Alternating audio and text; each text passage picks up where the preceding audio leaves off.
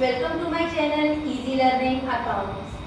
आज की इस वीडियो में हम अकाउंटिंग रेशियोज के जो टाइप्स थे उसका पहला टाइप लिक्विडिटी रेशियो के बारे में पढ़ेंगे और उसका सब पार्ट्स करेंट रेशियो के फॉर्मूले को देखेंगे और उससे बेस कुछ न्यूमेरिकल्स भी करेंगे।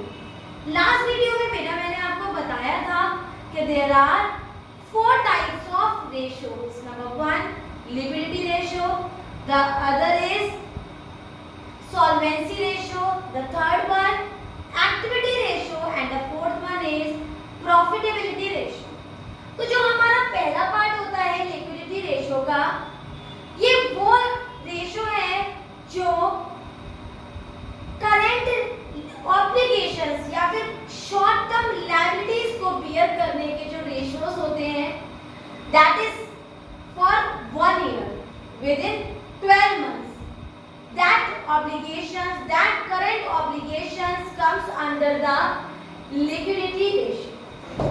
The liquidity ratio is been further divided into 2 types, that is the current ratio and the other is quick ratio. आज हम डिस्कस करेंगे केवल करंट रेशियो को। नेक्स्ट वीडियो में मैं क्विक रेशियो के बारे में आपको डिस्कस करूंगा। तो बेटा हमें फॉर्मूला मालूम होना चाहिए कि हमारा ये करंट रेशियो होता क्या है। तो करंट रेशियो का फॉर्मूला होता है current assets upon current liabilities. मतलब अगर मैं करंट एसेट्स को करंट लायबिलिटीज से डिवाइड कर लूं तो जो मेरा प्योर रेशियो निकलेगा उसे कहते हैं करंट रेशियो। अब करंट एसेट्स के अंदर क्या-क्या आइटम्स आएंगे? वो सारे आइटम्स आएंगे बेटा जो हम हमेशा करंट एसेट्स के अंदर लिखते हैं, जैसे current investment, inventories other than loose tools and stores and spares. Loose tools, stores and spares को छोड़ के और जितने भी हमारे इन्वेंटरीज हैं जैसे work in progress, stock in trade, unfinished goods, everything all that come under the inventories other than stock in trade and loose tools and stores and spares, right? The other is trade receivable, cash and cash equivalent, short term loans and advances या फिर other current assets like I can say prepaid कह सकती हूँ यहाँ पर, या फिर accrued भी कह सकती हूँ बेटा, एक्यूड इनकम भी कह सकती हूँ। Clear? These all comes under the current assets। बहुत सारी इंफॉर्मेशन दी है और वो हमसे कह रहे हैं करंट रेशियो निकाल के दिखाओ। हमें जो जो करंट एसेट दिखे वो हमने न्यूमरेटर में लिख दिए और जितनी भी करंट लायबिलिटी दिखी उन्हें हमने डिनोमिनेटर में लिख दिया, डिवाइड कर दिया, प्योर रेशियो निकाला और पुट कर दिया this is the current ratio. अब करंट लायबिलिटीज में क्या क्या आता है? तो वो है short-term borrowings, short-term provisions, trade payable and other current liabilities like outstanding कह सकते हैं बेटा, या फिर unearned भी हम कह सकते हैं, या फिर bills payable। और bills कैरेक्टर्स तो हमारा trade payable में ही आ जाता है because trade payable contains the 2 items, number 1 creditors and bills payable।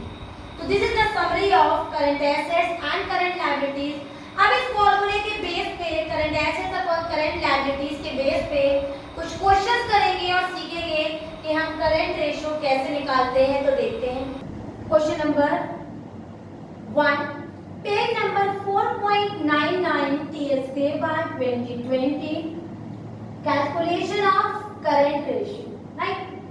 Information दी हुई है और क्वेश्चन हमसे लास्ट में कह रहा है कैलकुलेट द करंट रेशियो। मतलब इसमें हमें करंट रेशियो कैलकुलेट करना है। मैंने अभी आपको फॉर्मूला बताया था कि current ratio equals to current assets upon current liabilities, right? Current assets के भी सम आइटम्स बताए थे, हम चेक करते हैं कि इसमें वो आइटम्स हैं। तो करंट एसेट्स में मेरे को सबसे पहले ट्रेड रिसीवेबल दिख गया 180, फिर बेटा प्रीपेड दिख गया 40 जो कि अदर करंट एसेट्स में आता है, कैश एंड कैश इक्विवेलेंट दिख गया 50,000, उसके बाद बेटा मार्केटेबल सिक्योरिटी दिख गया 50,000, land and building non current में आता है, ये नहीं आएगा, इन्वेंट्रीज दिख गया प्लस 80,000, तो मेरा करेंट एसेट्स आ गया 180, 40 और 50 1 लाख और 80, तो बेटा ये हो गया मेरा 4 लाख। तो करेंट एसेट निकाल लिया हमने 4 लाख। करेंट लायबिलिटीज निकाल लेते हैं। करेंट लायबिलिटी में सबसे पहले मुझे बिल्स पेबल दिखा 20,000 प्लस क्रेडिटर्स 1 लाख प्लस ये डिबेंचर्स आ जाएगा बेटा हमारे नॉन करंट में। एक्सपेंसेस पेबल माने आउटस्टैंडिंग वैल्यू आ गई 80,000, दोनों को ऐड किया तो वैल्यू आ गई हमारी 2 lakh. From 1 and 2 current assets upon current liability equals to 4 lakh upon 2 lakh equals to 2:1। तो हमारा current assets आ गया, सॉरी current ratio आ गया 2:1। तो इस तरह से सारे एसेट लिख लिए मैंने न्यूमरेटर में और जितने भी करंट लायबिलिटीज से उठाया और लिख लिया मैंने डिनोमिनेटर में डिवाइड किया और प्योर रेशियो आ गया मेरा 2:1। एक दो क्वेश्चन और देखते हैं बेटा। Next question, question number 3, same page. Current asset से बेटा हमारा 5 लाख, इन्वेंट्री दे रखी है 2,50,000, वर्किंग कैपिटल WC का मतलब है यहाँ पर वर्किंग कैपिटल, और वर्किंग कैपिटल का फॉर्मूला होता है current assets minus current liabilities. अगर मैं करंट एसेट्स में से करंट लायबिलिटीज को माइनस कर दूं तो वर्किंग कैपिटल आ जाता है। आपको याद होगा क्लास 11th में हमने फॉर्मूला पढ़ा था capital is equal to assets minus liabilities. इसी तरह से working capital is equal to current assets minus current liabilities. Current ratio हमसे निकालने को कह रहा है बेटा। करंट एसेट्स गिवन है, कुछ ऐसा हो जाए कि करंट लायबिलिटी आ जाए तो आंसर आ जाएगा। फॉर्मूले में लगाते हैं working capital is equal to current assets minus current liability, that means 3 lakh equals to 5 lakh minus current liabilities. Minus का साइन है इधर ले आइए। Current liability is equal to 5 lakh minus 3 lakh, that means current liability equals to 2 lakh. Current assets हमें already given है बेटा, कितना given है 5 लाख और करंट लायबिलिटी हमें गिवन, हमने निकाल ली 2 lakh. So we can say current ratio equals to 2.5:1। क्या निकल के आ गया बेटा 2.5:1। इस तरह से अगला क्वेश्चन देख लेते हैं। अगला क्वेश्चन भी कुछ इस तरह से ही है, बस हमें फॉर्मूले पे ध्यान देना है। नेक्स्ट क्वेश्चन कह रहा है कि करंट रेशियो है हमारा 2.5। जब भी रेशियो कह रहा है तो नॉर्मल सी बात है कि current ratio is equal to 2.5/1। Clear? Working capital है 1.5 लाख और क्वेश्चन कह रहा है करंट एसेट भी निकालो, करंट लायबिलिटी भी निकालो। तो करंट रेशियो इक्वल्स टू 2.5/1। मैं इसको कह सकती हूँ और we can say current assets upon current liability equals to 2.5/1। Right? Let the current liability be x। अगर मैं करंट लायबिलिटी को x मान लूं तो करंट एसेट्स क्या हो जाएगा बेटा 2.5x। करेक्ट? और मैंने अभी आपको एक फॉर्मूला बताया working capital is equal to current assets minus current liability. Current asset कितनी हो गई थी 2.5x और करंट लायबिलिटी कितनी हमने मान ली x। और वर्किंग कैपिटल क्वेश्चन में दे रखा है 1,50,000, देयरफॉर 1,50,000 इक्वल्स टू 1.5x और we can say x equals to 1,50,000 upon 1.5। Point उठा के 0 बढ़ा लिया, ये आ गया हमारा 1 लाख। तो हमारा x आ गया 1 लाख जो कि हमने करंट लायबिलिटी को माना था। तो हमारी करंट लायबिलिटी हो गई 1 लाख और बेटा करंट एसेट्स हो गई 2.5x मतलब 2.5 into 1 lakh equals to 2,50,000। Clear है बेटा? तो करंट लायबिलिटी आ गई 1 लाख और करंट एसेट्स आ गई 2.5 into 1 लाख मतलब 2,50,000। एक क्वेश्चन और देखते हैं। बहुत इंटरेस्टिंग क्वेश्चन है। क्वेश्चन हमसे कह रहा है कि करंट एसेट्स 8,75,000 और करंट लायबिलिटी 3,50,000 जिसका रेशियो था 2.5:1। ना फर्म, जो फर्म थी उसने चाहा कि वो करंट रेशो को जो मेंटेन कर दे वो 2.5 रेशो 1 की जगह पर मेंटेन कर दे 2:1। इसके लिए उसने कुछ सामान खरीदा उधार, दैट इज ऑन क्रेडिट।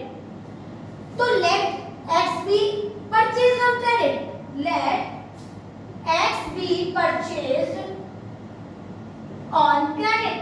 अगर हम एज्यूम कर लें कि हमने x परचेज किया है तो हमारी इक्वेशन हो जाएगी बेटा 8,75,000 अपॉन 3,50,000 जो कि क्वेश्चन में गिवन है।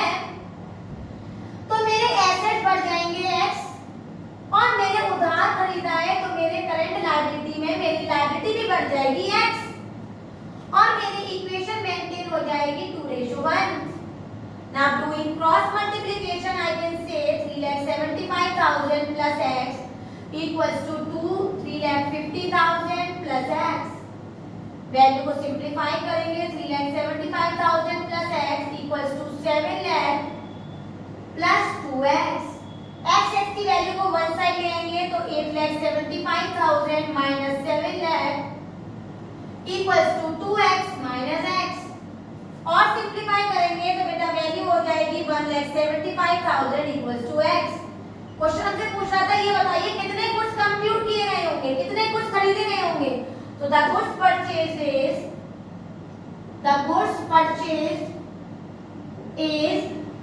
1,75,000, करेक्ट। इस तरह से बेटा हमने 3-4 क्वेश्चंस किए, 3A किए, एक और किया और हमने करंट रेशो निकाला जिसका फॉर्मूला था current assets upon current liability.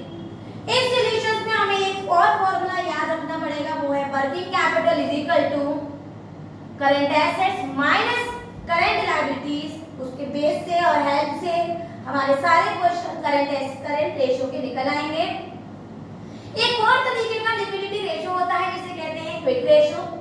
ये कैसे निकलता है, इसका फॉर्मूला क्या है, उसको कल की वीडियो में सीखेंगे। और एक दो क्वेश्चन ऐसे भी करेंगे जिसमें करंट एसेट रेशो भी निकालना होगा और क्विक रेशो भी निकालना होगा। अगर आपको आज का करंट रेशो निकालना अच्छे से आ गया हो, सारे पॉइंट्स आपको 1 to 1 क्लियर हो गए हो, तो मेरी वीडियो को लाइक करें, शेयर करें और मेरे चैनल को सब्सक्राइब जरूर करें। Thank you.